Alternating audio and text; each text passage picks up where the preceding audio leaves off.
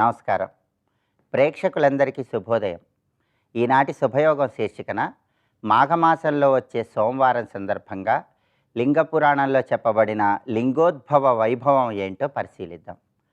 మాఘమాసంలో శుక్లపక్షం అంటే శ్రీమన్నారాయణమూర్తికి ప్రీతిపాత్రం, బహుళపక్షం అంటే పరమేశ్వరుడికి ప్రియమైనది. ఎందుకంటే బహుళపక్షంలో చతుర్దశి తిథి నాడు మహాశివరాత్రి పరమేశ్వరుడు లింగ రూపంలో ఆవిర్భవించాడు. కాబట్టి మాఘమాసంలో బహుళపక్షంలో వచ్చే సోమవారం సందర్భంగా లింగ పురాణంలో చెప్పబడినటువంటి లింగోద్భవ వైభవాన్ని మనం పరిశీలించినట్లయితే, పరమేశ్వరుడు లింగ రూపంలో ఆవిర్భవించినప్పుడు ఆ లింగోద్భవ వైభవం ఎలా ఉంటుందో లింగ పురాణంలో వర్ణించారు. లింగోద్భవ వైభవాన్ని మనం పరిశీలిస్తే, జ్వాలామాల సహస్రాఢ్యం కాలానల శతోపమం క్షయవృద్ధి వినిర్ముక్తం ఆది మధ్యాంతర్వర్జితం అంటుంది లింగ పురాణం. అంటే అర్థం ఏంటంటే, జ్వాలామాల సహస్రాఢ్యం కాలానల శతోపమం, ప్రళయ కాలంలో వచ్చేటటువంటి అగ్నిలాగా వేల కొలది మంటలతో ప్రకాశిస్తూ పరమేశ్వరుడు లింగ రూపంలో ఆవిర్భవించాడు. క్షయవృద్ధి వినిర్ముక్తం ఆది మధ్యాంతర్వర్జితం అంటే అర్థం ఏంటంటే, నాశనము లేని విధంగా, వృద్ధి లేని విధంగా, ఆది అంతము తెలియని విధంగా లింగరూపము ప్రకాశిస్తోందని ఈ శ్లోకంలో ఉన్న అంతరార్థం. అలాగే లింగోద్భవ వైభవాన్ని మనం పరిశీలిస్తే, అనౌపమ్యం అనిర్దేశ్య అవ్యక్తం విశ్వసంభవం తస్య జ్వాలా సహస్రేణ మోహితో భగవాన్ హరి అంటుంది లింగ పురాణం. అంటే అర్థం ఏంటంటే, ఇంకొక దానితో పోల్చటానికి వీలు లేని విధంగా పరమేశ్వరుడి లింగరూపం ఆవిష్కృతమవుతోంది. తస్య జ్వాలా సహస్రేణ మోహితో భగవాన్ హరి, ఆ పరమేశ్వరుడి అగ్నిలింగం నుంచి వచ్చేటటువంటి అగ్నిజ్వాలలను చూసి స్వయంగా శ్రీమన్నారాయణమూర్తి కూడా ఎంతో ఆనందాన్ని పొందుతున్నాడని ఈ లింగోద్భవ వైభవం గురించి లింగ పురాణంలో చెప్పారు.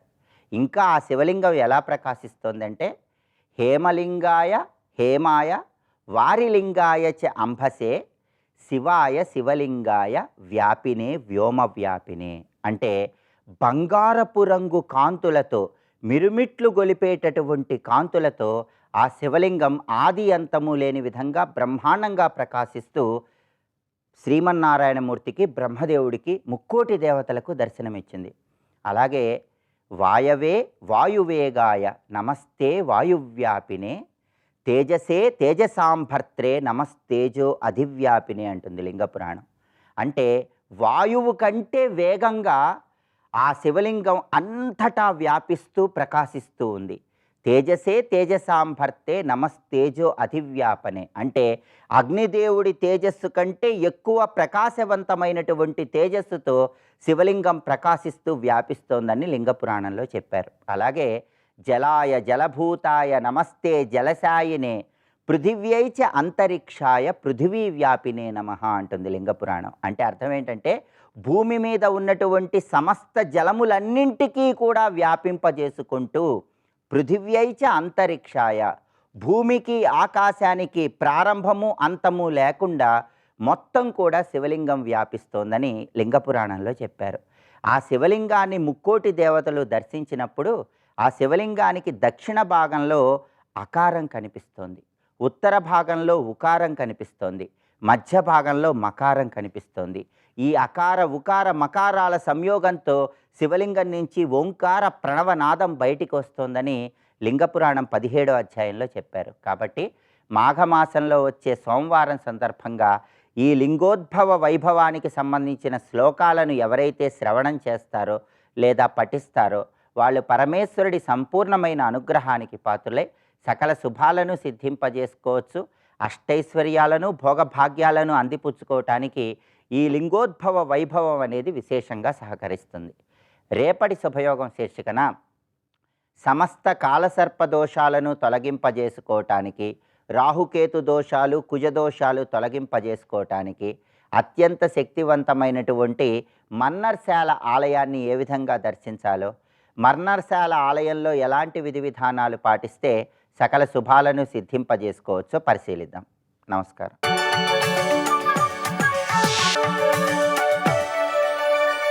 నందకిశోర నవనీత చోర నాగవిహార శ్రీ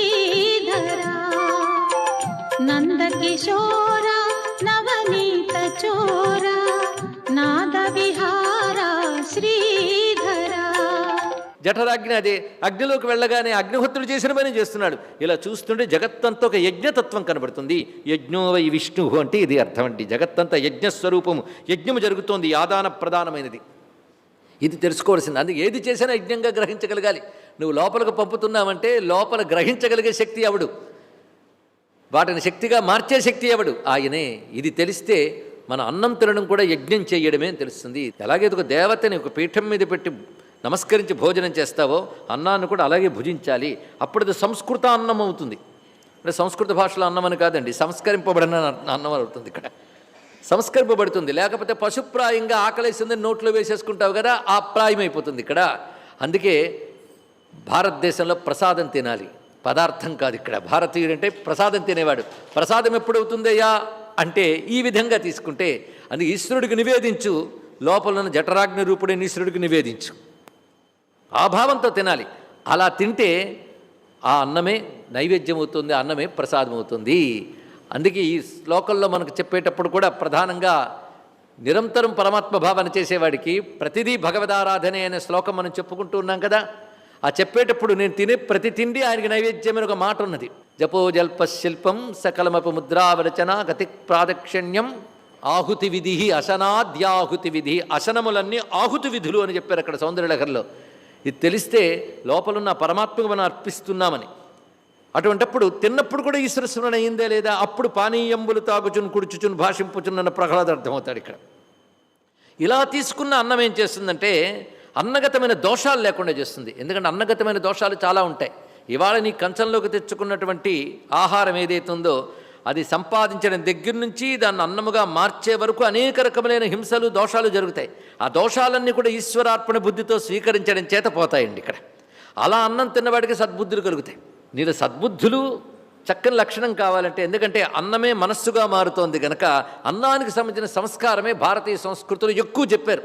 ఎక్కడ పెడితే అక్కడ తినకూడదు, ఏది పడితే అది తినకూడదు అని. ఆహార శుద్ధి వల్ల సత్వశుద్ధి ఏర్పడుతుంది, సత్వశుద్ధి ఏర్పడడం వల్ల చిత్తశుద్ధి అన్న సత్వశుద్ధి అన్న ఒకటే కనుక సత్వశుద్ధి వల్ల చిత్తము సంస్కరింపబడుతుంది. సత్వం అంటే అంతఃకరణం, చిత్తం అంటే పరమాత్మను దర్శించగలిగే స్థితి, ఇది ఏర్పడుతుందన్నారు. అందుకే ఆహార శుద్ధికి అంత ప్రాధాన్యం ఇచ్చారు.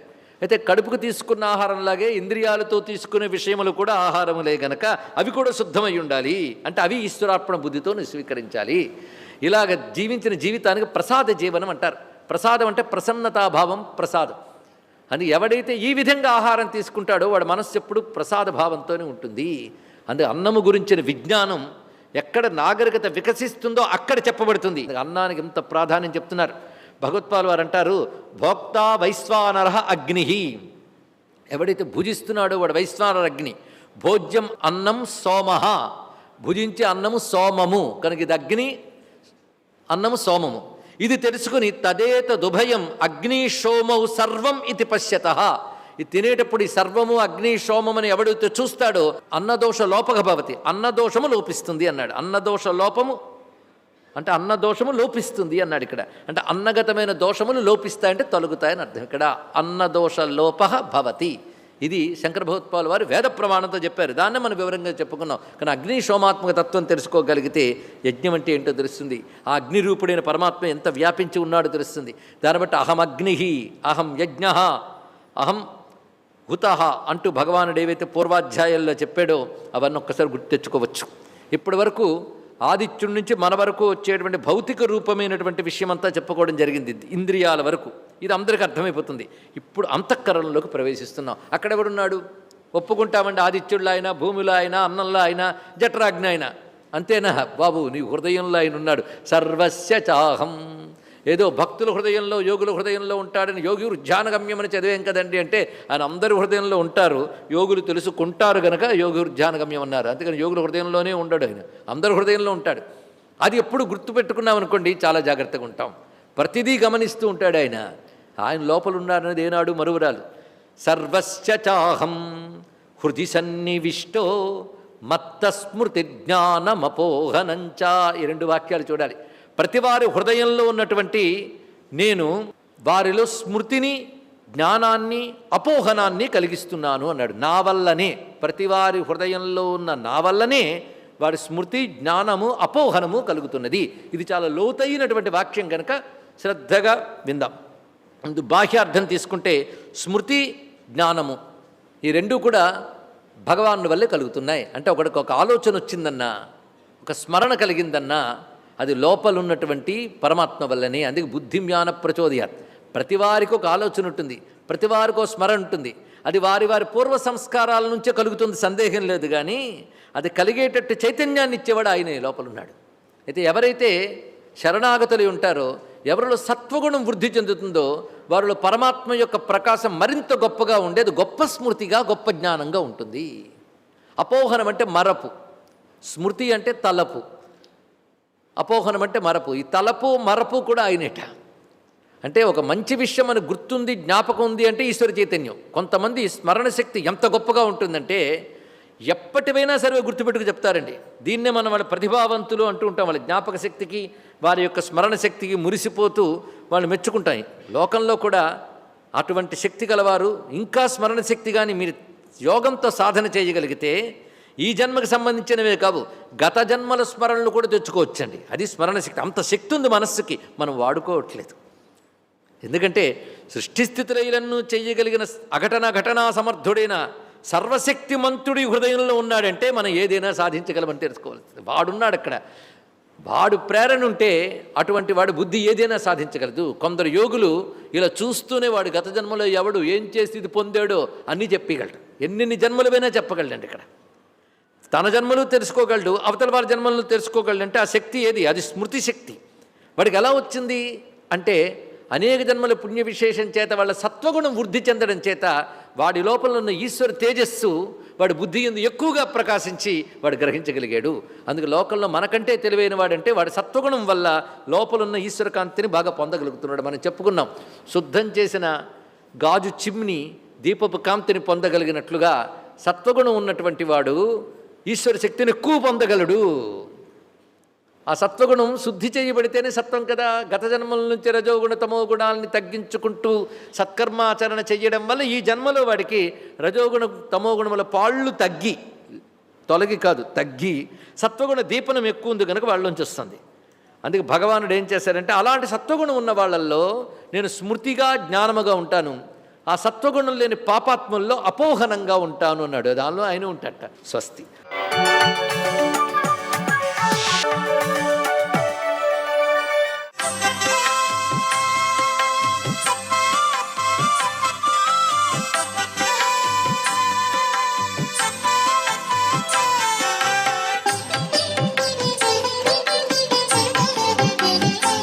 ఓం నమో నారాయణాయ. ఓం నమః శివాయ. శ్రీమాత్రే నమః. ఈరోజు మాఘ బహుళ నవమి.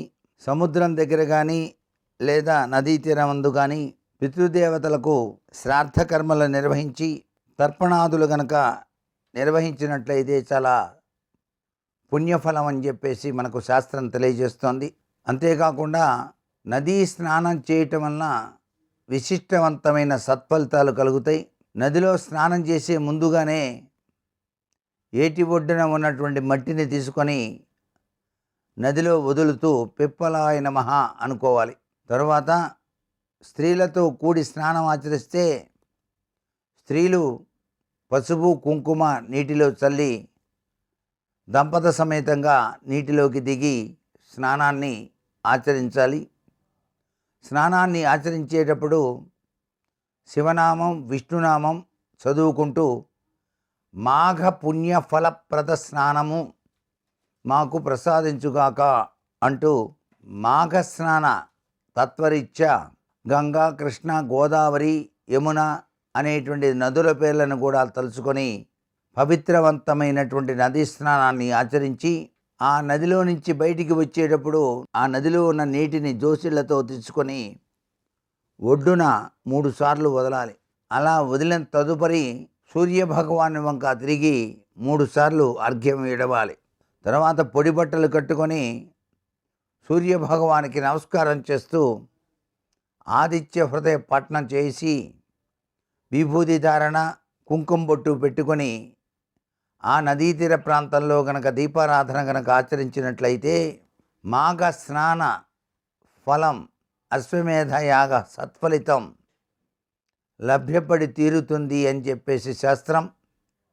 ఆ నదీ తీరంలోనే వేద పండితులు కనుక ఉన్నట్లయితే వారికి తగినటువంటి దక్షిణ తాంబూలాదులు కూడా ఇచ్చి సత్కరించి తదుపరి దేవాలయ దర్శనానికి, విష్ణు ఆలయ దర్శనానికి వెళ్ళటం, శివాలయ దర్శనానికి వెళ్ళటం సర్వవిధ శ్రేయోదాయకవంతమైన ప్రభావాన్ని మానవాళికి ప్రసాదిస్తుంది ఈ మాఘమాసం. సర్వే జనా సుఖినో భవంతు.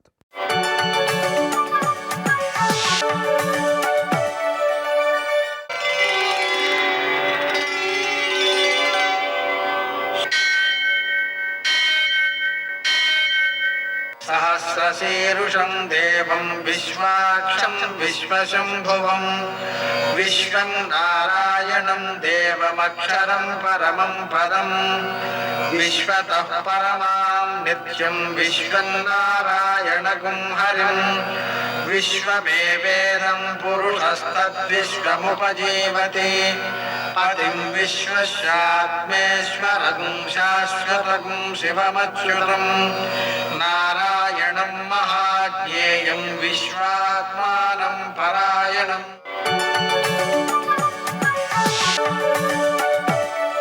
సూర్యశౌర్యమథేందురింద్రపదవీ సన్మంగళం మంగళం. మృత్యుంజయాయ రుద్రాయ నీలకంఠాయ సంభవే అమృతేశాయ సర్వాయ మహాదేవాయ తే నమః. నేటి కాలమాన విశేషాలను గమనిద్దాం. స్వస్తి శ్రీ చాంద్రమాన శోభకృన్నామ సంవత్సరం ఉత్తరాయణం శశిఋతువు మాఘమాసం కృష్ణపక్షం సోమవారం. సూర్యోదయం 6:36 సూర్యాస్తమయం 6:20 తిథి అష్టమి ఉదయం 8:45 వరకు, నక్షత్రం జ్యేష్ఠ సాయంకాలం 4:14 వరకు, వర్జం లేదు. దుర్ముహూర్తం మధ్యాహ్నం 12:51 నుంచి 1:35 వరకు, మరల మధ్యాహ్నం 3:12 నుంచి 3:59 వరకు, అమృతకాలం ఉదయం 7:17 నుంచి 8:55 వరకు, రాహుకాలం సోమవారం కాబట్టి ఉదయం 7:30 నుంచి 9 గంటల వరకు, అష్టకవర్గరీత్యా శుభప్రదమైనటువంటి సమయం ఉదయం 10 గంటలకి. నేటి విశేషం మాఘమాసం సోమవారం అష్టమి. అష్టమి శివప్రీతికరం, అలాగే సోమవారం శివప్రీతికరం, మాఘమాసం శివప్రీతికరం. కాబట్టి ఈరోజు చేసేటువంటి శివారాధన అత్యంత సత్ఫలితాన్ని అందజేస్తుంది. ఈరోజు అన్వష్టక శ్రార్థం ఉంది, అంటే అష్టమి దాటిన తర్వాత చేసేటువంటి శ్రార్థ తిథి అనమాట. దీన్ని ఆచరించడం ద్వారా మన పితృదేవతలు సంతోషించినటువంటి వారి మనకు సంపదలను అందజేస్తారు, పితృశాపాలను తొలగిస్తారు, మన పిల్లలు అభివృద్ధికి వచ్చేట్లా చేస్తారు. అందువల్ల మనం తప్పనిసరిగా పితృదేవత ఆరాధన చేయడం చాలా మంచిది. నేటి ఆణిముత్యాలు.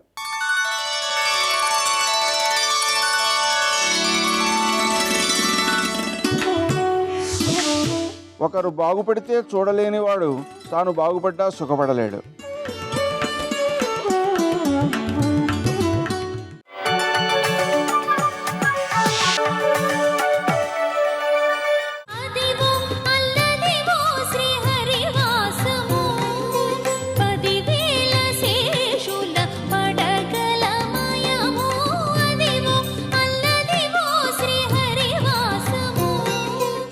వెంకటేశ్వరావతారం రాకముందు ఎక్కడ ఉండాలి? ఆదివరాహ అవతారం దగ్గరే ఉండాలి. అక్కడ ఉన్న తల్లి వెంకటేశ్వరుడితో వచ్చింది కాబట్టి ఇప్పుడు ఆ ఒకుళమాత వెంకటేశ్వరావతారానికి వంట చేసి పెట్టి తల్లిగా నిలబడి ఉన్నప్పుడు ఎప్పుడో ఇచ్చిన మాట పూర్తి చేసుకోవాలి. ఇప్పుడు పద్మావతీదేవిగా అమ్మవారు వేదవతి ఆ ఆకాశరాజుకి భూమి దున్నుతున్నప్పుడు లభించింది. ఆకాశరాజు ఎవరు?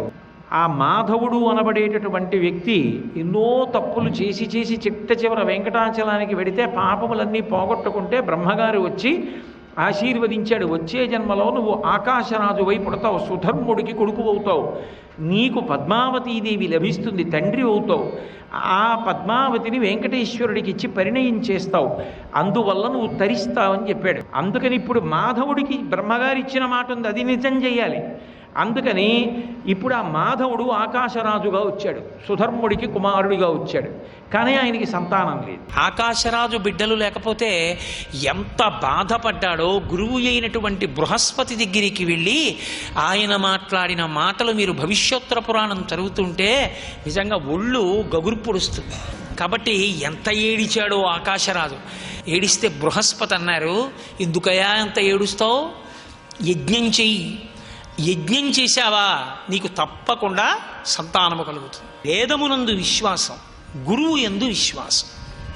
విశ్వాసము లేకుండా చేసేటటువంటి పని ఎన్నడూ ఫలించదు. విశ్వాసముతో చేసిన పని ఏదుందో అది మాత్రమే ఫలిస్తుంది.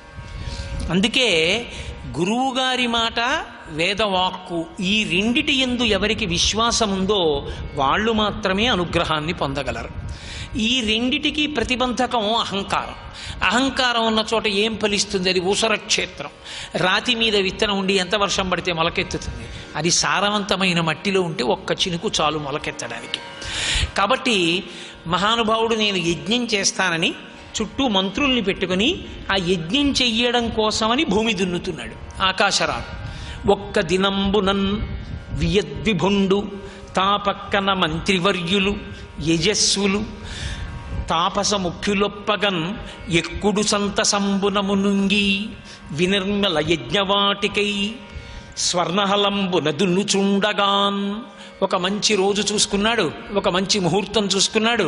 పక్కన మంత్రులు, సామంతులు, తపస్సులు, యాజక ముఖ్యులు అంటే యజ్ఞం చేయించగలిగినటువంటి ఋత్విక్కులు వీళ్ళందరూ చుట్టూ ఉండి మంత్రములు చెప్తుండగా ఒక బంగారు నాగలిని చేత పట్టుకుని మంచి ఉత్తమమైనటువంటి భూమిని దున్నడం ప్రారంభం చేశాడు యజ్ఞశాల నిర్మాణము కొరకు.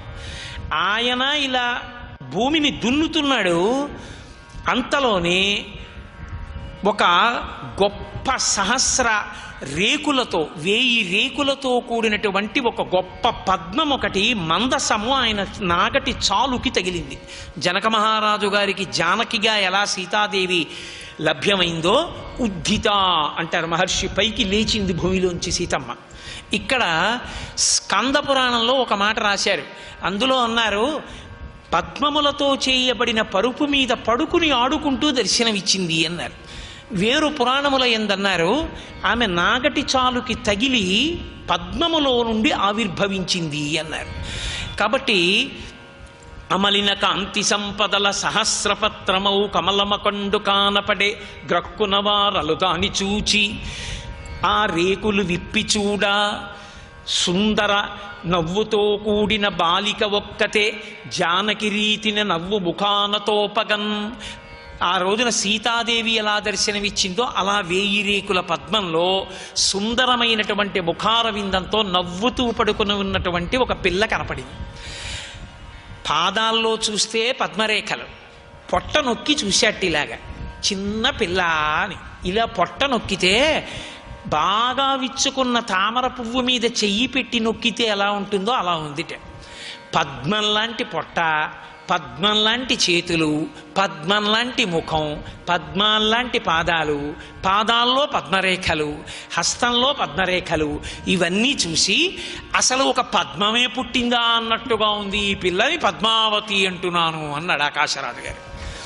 ఏమీ అదృష్టం, గురువుగారి మాట నమ్మి యజ్ఞానికి మొదలు పెట్టగానే పిల్ల పుట్టింది. సంతోషించాడు, ఇంటికి తీసుకెళ్ళాడు, భార్యకి ఇచ్చాడు ధరణీదేవికి. ఈమెని మన సొంత కుమార్తెగా పెంచి పెద్ద చెయ్యి అన్నాడు. ఇక్కడ యజ్ఞం పూర్తయింది, ఇంటికి వెళ్ళాడు. భార్య గర్భిణి అయింది, కొడుకు పుట్టాడు. వసునాయకుడు అని పేరు పెట్టాడు. ఇప్పుడు కొడుకు, కూతురు పెద్దది పద్మావతి. ఈ పిల్ల అయోనిజ. ఈమె ఆయనకి సంభవించిన కుమార్తె కాదు, జన్మించిన కుమార్తె కాదు. అయినా ధర్మేణ తనయాతవా, మీతో ఇత పూర్వం మనవి చేశానే, అమ్మవారే ఇన్ని రూపాల్ని అయోనిజగా పొందుతూ ఉంటుంది. కాబట్టి ఆ తల్లి పద్మావతి స్వరూపంగా ఆవిర్భవించింది. సర్వం శ్రీ ఉమామహేశ్వర పరబ్రహ్మార్పణమస్తు. స్వస్తి.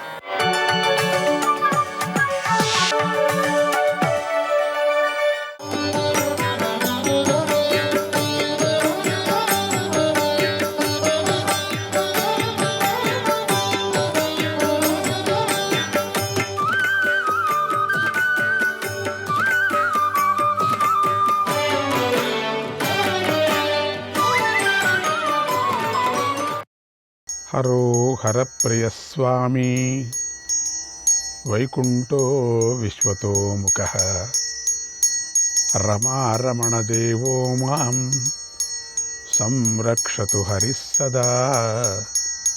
శ్రీ మహాగణపతే నమః. శ్రీకృష్ణాయ పరమాత్మనే నమః. శ్రీ వేదవ్యాసాయ నమః.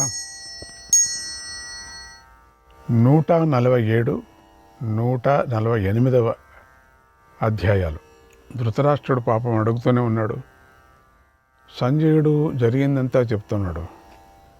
ఆయనకి దివ్యజ్ఞానం ఉన్నది కదా, వ్యాస భగవానుడు ఆ దివ్యజ్ఞానాన్ని ఇచ్చాడు. ఆయన ఒకవేళ కత్తి పట్టుకొని యుద్ధం చేసినా కూడా ఎవరికే కనపడాడు. అటువంటి మాయను ఇచ్చారు. ఓ సంజయ, సైంధవుణ్ణి అర్జునుడు సంహరించాడు, అయిపోయింది కదా, అప్పుడు తర్వాత నా వాళ్ళు ఏం చేశారో చెప్పు అని అడిగాడు. సంజయుడు ఇలా చెప్పాడు, మహారాజా, యుద్ధభూమిలో అర్జునుడు సైంధవుణ్ణి చంపటం చూసి కృపాచార్యుడు అశ్వత్థామ కోపించారు. కోపం వస్తే కదా మళ్ళీ యుద్ధం జరిగేది. వారిద్దరూ 2 దిక్కుల నుంచి వచ్చి అర్జునుడిపై బాణవృష్టిని కురిపించారు. అర్జునుడు ఆ శరవృష్టితో పీడించబడ్డాడు. అయినా అతడు తన గురువును కానీ గురుపుత్రుణ్ణి కానీ చంపాలనుకోలేదు. వారిపై పూజ్య భావాన్ని ప్రదర్శించాడు. కృపా అశ్వత్థామల అస్త్రాలను తన అస్త్రాలతో నివారించాడు. వారిని వధించాలని అనుకోలేదు కనుక అతి స్వల్ప వేగం గల బాణాలను మాత్రమే వారిపై ప్రయోగించాడు. అయితే ఆ బాణాలు అధికంగా ఉండటం వల్ల వారు గట్టిగా దెబ్బతిన్నారు. కృపుడు మూర్ఛపోయాడు.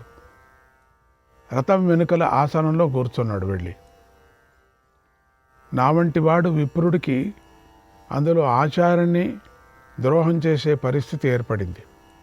అట్లా పాపం ఓ కృపాచార్యుడు, ఈ కృపాచార్యుడు ఋషిపుత్రుడు, నాకు గురువు, నేనెంత కర్మ చూడండి, గురువును కొట్టే పరిస్థితి నాకు వచ్చింది. ద్రోణాచార్యుడికి ఇష్టమైన వాడు నా బాణాల దెబ్బలు తిని ఇప్పుడు రథాసనంపై పడిపోయాడు. నేను సాధారణంగా కొట్టిన బాణాలకే ఆయనకు గట్టి దెబ్బ తగిలిందే. రథాసనంపై పడి మూర్చిపోయాడు కూడా. నేను పుత్రశోకంతో కలిగిన తాపం వల్ల, బాణాల పీడ వల్ల మహా దురవస్థకు లోనై చాలా బాణాలు ప్రయోగించాను. తీవ్రంగా ఆయనను బాధించాను. అభిమన్యుడి మరణం కన్నా కృపాచార్యుడు బాధపడటమే నాకెంతో దుఃఖాన్ని కలిగిస్తుంది. ఓ కృష్ణ, అటు చూడు, నేను చిన్న చిన్న బాణాలే వేసాను. ఆ చిన్న బాణాలకే అంతగా పాపం కూలబడ్డాడు. ఆయన తన రథంపై శిథిలమై దీనంగా పడిపోయాడు. ఏమిటి కథ? ఉపాకృత్యతు వైవిద్యాం ఆచార్యేభ్యో నరర్షభాగ, ఆచార్యేభ్యో నరర్షభాగ ప్రయచ్చంతీహ యే కామాన్, ప్రయచ్చంతీహ యే కామాన్ దేవత్వముపయాంతి తే, దేవత్వముపయాంతి తే. ఆచార్యుల నుండి విద్యను పొంది నేను వారి కోరికలను నెరవేర్చిన నరోత్తములు దైవత్వాన్ని పొందుతారు. ఏ చ విద్యాముపాదాయ, ఏ చ విద్యాముపాదాయ గురుభ్యః పురుషాధమాగ, గురుభ్యః పురుషాధమాగ గ్రంథి తానేవ దుర్వృత్తాః తే వై నిరయగామినః, తే వై నిరయగామినః. ఆచార్యుల నుండి విద్యను పొంది వారినే సంహరించే పురుషాధములు, దుర్మార్గులు, వారు నరకానికే వెళతారు. ఇదిగో, నేను ఇలా కృపాచార్యుని బాణాలతో కొట్టి పడగొట్టాను కనుక నేను తప్పకుండా నరకానికి వెళతాను. పూర్వం ఆయన నాకు అస్త్రవిద్యను నేర్పుతూ నాతో ఇలా అనేవాడు, ఓ అర్జున, ఏ పరిస్థితిలో కూడా గురువుపై బాణప్రయోగం చేయకూడదు అని చెప్పాడు. ఇప్పుడు తప్పదే, లేకపోతే ఆయన బాణప్రయోగం చేస్తే నేను పడిపోవాల్సి వస్తుంది. అప్పుడు నేను ఆ మాటను పాటించలేదు. ఇప్పుడు ఇలా గురువు మీదే బాణాలను ప్రయోగించాను. నమస్తస్మై సుపూజ్యాయ గౌతమాయ ఫలాయినే. యుద్ధంలో వెన్నుచూపని పూజ్యుడైన కురుపుడికి నమస్కారం. కృష్ణ, నేను ఆ పూజ్యుడినే దెబ్బతీశాను కనుక నన్ను నేను అసహించుకుంటున్నాను అని అర్జునుడు విలపించాడు. ఎందుకంటే అర్జునుడికి ఈ దుఃఖము తీరిగ్గా ఉండే దుఃఖం, ఎందుకంటే సైంధవుడిని చంపాడు కాబట్టి కొంచెం లోపల మనసులో ఆనందం ఉంది. అందుకని టైం దొరికిందని ఏదో విలపిస్తున్నాడు. ఇంతకుముందు కృపాచార్యుడిని దెబ్బతీలే, అప్పుడెందుకు విలపించలే? నాకు ఇదంతా అయ్యలేదు. ఎందుకంటే తను వచ్చిన పని అయిపోయింది కదా. సాయంత్రం లోపల కృష్ణుడు లేకపోతే అగ్ని ప్రవేశమే కదా ఏం చేయాల్సింది. ఇవన్నీ యోచన చేస్తాం. అర్జునుడిది కొంచెం తప్పుంది. ఏదో సాత్వికంగా ధర్మాత్ముడిలాగా మాట్లాడుతున్నాడు. యుద్ధంలో అవన్నీ కూడా మర్చిపోవాల్సి వస్తుంది. ఆ సమయంలో కర్ణుడు సైంధవుడి మరణించినందుకు చాలా కోపించాడు. వేగంగా అర్జునుడిపై దాడి చేశాడు. కర్ణుడు వేరే. ఇంత యోచన చేసేలోపు కర్ణుడు వచ్చాడు. ఆ కర్ణుడిని చూసి పాంచాలురు సాత్యకి వెంటనే అడ్డుకున్నారు. కర్ణుడిపైకి దాడి చేశారు. అర్జునుడు ఆ కర్ణుడిని చూసి కృష్ణుడితో ఇలా అన్నాడు, కృష్ణ, ఇదిగో కర్ణుడు సాత్యకి రథం మీదకు వెడుతున్నాడు. ఇతడు భూరిశ్రవుడు మరణాన్ని సహించలేకపోతున్నాడు. కృష్ణ, కర్ణుడు వెళుతున్న వైపుకే గుర్రాలను నడిపించు. సాత్యకి భూరిశ్రవుణ్ణి పంపించిన దారిలో ఈ కర్ణుడిని కూడా పంపేస్తాడేమో. అది జరగకూడదు. కర్ణుడు నేనే చంపాలి అన్నాడు. వెంటనే కృష్ణుడు ఆ సమయానికి తగినట్లుగా ఇలా మాట్లాడాడు, ఓ అర్జున, కర్ణుడిని ఎదిరించటానికి సాత్యకి ఒక్కడే చాలు. ఓ అర్జున, ఇప్పుడు నువ్వు కర్ణుడితో యుద్ధం చేయటం మంచిది కాదు. ఇది సమయం కాదు. ఇది కర్ణుడి వద్ద ఇంద్రశక్తి ఉంది. అది తోకచుక్కలాగా జ్వలిస్తూ ఉంది. ఓ అర్జున, కర్ణుడు దానిని నీకోసమే దాచిపెట్టి ఉంచాడు. నీకోసమే దాన్ని పూజిస్తూ ఉన్నాడు. కనుక సాత్యకిని కర్ణుడితో యుద్ధం చేయనివ్వు పోని. అహం జ్ఞాస్యామి కౌంతేయ కాలమస్య దురాత్మనః. ఈ దుర్మార్గుణ్ణి ఎప్పుడు చంపాలో నాకు తెలుసు. సమయం రాగానే నేను చెబుతాను. అప్పుడు నీ బాణాలతో ఈ కర్ణుడిని చంపు అని కృష్ణుడు చెప్పాడు. కృష్ణుడు తన సారథి అయిన దారుకుణ్ణి పిలిచి, ఓ దారుక, రేపు ఉదయం పూట రథాన్ని సిద్ధం చేయి అని ఆదేశించాడు. కృష్ణార్జునులను దేవతలు, గంధర్వులు, యక్షులు, నాగులు, రాక్షసులు, మానవులు గెలవలేరు. శ్రీకృష్ణుడి గురించి బ్రహ్మదేవుడు మొదలైన దేవతలకు, సిద్ధులకు కూడా తెలుసు. ఇక యుద్ధ విషయాలు చెబుతాను విను. కర్ణార్జునుల ప్రభావం సాటిలేనిది. సాత్వికి దారుకుడు సారథి అయి గమనం, ప్రత్యాగమనం, ఆవర్తనం, మండలం, సన్నివర్తనం మొదలైన రీతుల్లో రథాన్ని నడిపాడు. వారి మధ్య అతి ఘోరమైన యుద్ధం జరిగింది. ఆ యుద్ధంలో కర్ణుడు రథాన్ని కోల్పోయాడు. కానీ సాత్వికి కర్ణుడిని కానీ నీ కుమారుడైనటువంటి దుశ్శాసనుడు మొదలైన వారిని కానీ చంపలేదు. వారిని చూసి భీమార్జునులు చేసిన ప్రతిజ్ఞలు గుర్తు చేసుకొని తనను తాను నియంత్రించుకున్నాడు. ఎవరెవరు ప్రతిజ్ఞలకు వాళ్ళ ప్రకారం చంపుకోవాలా. తర్వాత భీముడు, కర్ణుడు తనను యుద్ధభూమిలో తిట్టిన తిట్లను గుర్తు చేసుకొని ఎంతో బాధపడ్డాడు. బాగా కోపించాడు. పక్కనే ఉన్న అర్జునుడితో ఇలా అన్నాడు, ఓ అర్జున, చూసావా ఆ కర్ణుడు నువ్వు వింటూ ఉండగానే నన్ను మాటిమాటికి మూర్ఖుడా, తిండిపోతా అన్నాడు. నన్ను మళ్ళీ తిండిపోతా అంటున్నాడు. చూడు, చిన్నపిల్లలాగా అంటున్నాడు పెద్ద యుద్ధ భూమిలో. అస్త్రవిద్య తెలియనివాడా, బాలుడా, నువ్వు యుద్ధానికి పనికిరావు కూడా అంటున్నాడు. యుద్ధం చెయ్యకు అన్నాడు. అలా అన్నవాడిని నేను తప్పకుండా చంపే తీరాలి. ఆ కర్ణుడిని చంపాలన్న ప్రతిజ్ఞను నీతో పాటుగా నేను చేశాను. అందువల్ల కర్ణుడిని చంపటం నా పని మాత్రమే కాదు, నీ పని కూడా అయి ఉంది, గ్రహించు. ఇందులో సందేహం లేదు. ఓ అర్జున, కర్ణుడిని చంపే సమయంలో నా ఈ మాటలను బాగా గుర్తుంచుకో. ఇది కూడా మనసులో పెట్టుకో. నన్ను తిట్టింది, నా ప్రతిజ్ఞ కూడా నెరవేర్చు అన్నాడు. ఆ మాట విని అర్జునుడు కర్ణుడిపై కోపించాడు. ఆ మాట విని కర్ణుడిపై చాలా కోపం వచ్చింది. రణభూమిలో కర్ణుడికి మరింత దగ్గర ఇలా అన్నాడు, ఓ దురాత్మ, నా మాటలు విను. ద్వివిధం కర్మ శూరాణం యుద్ధే జయ పరాజయం తౌ చాప్యనిత్యో రాధేయ వాసవస్యాపి యుధ్యతః. యుద్ధంలో శూరులకు రెండు కర్మఫలాలు ఉన్నాయి. అవి గెలుపు లేదా ఓటమి. యుద్ధానికి దిగిన తరువాత ఈ గెలుపు ఓటములు ఇంద్రుడికైనా సందేహాలే. నువ్వు మాటి మాటికి యుద్ధాన్ని విడిచి పారిపోయేవాడు. ఎన్ని మాటలు చూసా నిన్ను పారిపోవటం. రథం దిగటం, పారిపోవటం, కొత్త రథం ఎక్కటం, ఇదే పని నీకు.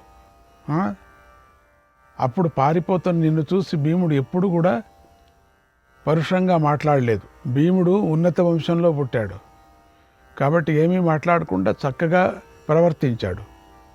కనుక భీముడి యొక్క గొప్పతనాన్ని, స్వభావాన్ని గమనించు. ఓ సూతపుత్ర, నువ్వు కూడా ఎన్నోసార్లు యుద్ధం చేశావు. వీరుడైన భీముణ్ణి అనుకోకుండా ఒక్కసారి రథాన్ని కోల్పోయేలాగా చేశావు. కానీ నువ్వు ఇప్పుడు పడబోతున్న అవస్థను మాత్రం తెలుసుకోలేకపోతున్నావు. యుద్ధం అనేది భీముడికి వంశధర్మ ప్రకారం వచ్చిన ధర్మం. కనుక ఓ రాధేయ, రణరంగంలో శస్త్రధారులు అందరూ వింటూ ఉండగా నీకు చెబుతున్నాను, విను. నీ పని నువ్వు చూసుకో.